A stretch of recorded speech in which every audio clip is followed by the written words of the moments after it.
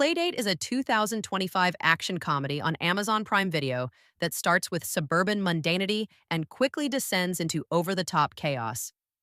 Think Daddy's Home meets an absurd action spree, equal parts family bonding and mercenary mayhem. The real heart of Playdate is its casting. Kevin James anchors the film as Brian Jennings, a recently laid off accountant turned reluctant stay at home dad. His comedic timing and everyman vulnerability provide the movie's emotional core. Alan Ritchson as Jeff Eamon is the polar opposite, hyper competent, charismatic, and physically playful, giving the movie bursts of absurd energy whenever he's on screen.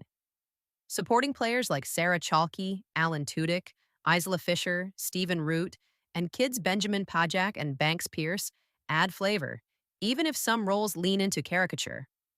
Overall, the performances are fun and lively, even if they're not award-winning. They get the job done for an action comedy that never quite takes itself seriously.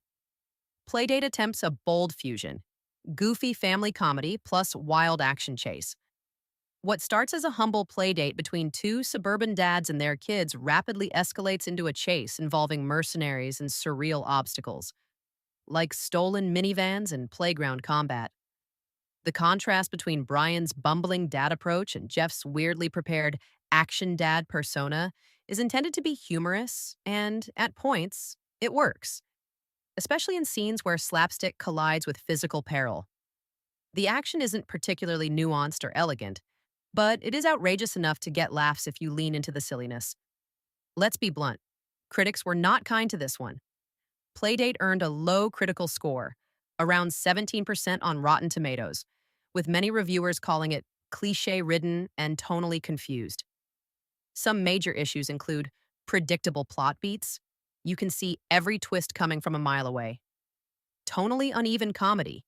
It swings between wildly ridiculous slapstick and attempts at emotional stakes that never fully land. Weak internal logic. The escalation into mercenaries and explosive action feels more chaotic than clever. For audiences who want clever action or sharp writing, Playdate isn't going to satisfy. Even some of its comedy choices fall flat with this film, while still being a watchable film. Where the film could have improved is a few simple upgrades could have made a big difference. Sharper tone control. Decide whether this is a family comedy first or an action spoof. Right now, it's stuck in both lanes at once. Stronger emotional stakes. More screen time developing Brian's relationship with his stepson could have made the peril feel earned rather than arbitrary. Tighter editing, smoother pacing would help the comedy and action land more effectively. Interestingly, despite critical panning, the movie did connect with streaming audiences. That tells you something. Even if critics think it's a mess, there's a section of viewers who just want a light, chaotic ride without caring too much about narrative craftsmanship. Film rating 6 out of 10. Fun in bursts, but uneven and overlong. Worth a watch if you love Kevin James or absurd action comedy, but not much beyond that. Final thoughts. Playdate 2025 isn't a masterpiece. It's a loud, goofy, occasionally charming mess that exists somewhere between a family sitcom and a slapstick action flick. It doesn't reinvent the genre, and it certainly doesn't age like a classic. But if you're in the mood for something silly with big performances from its leads, there's mild entertainment to be found. And remember, subscribe, or your next playdate might involve real mercenaries and no parental supervision.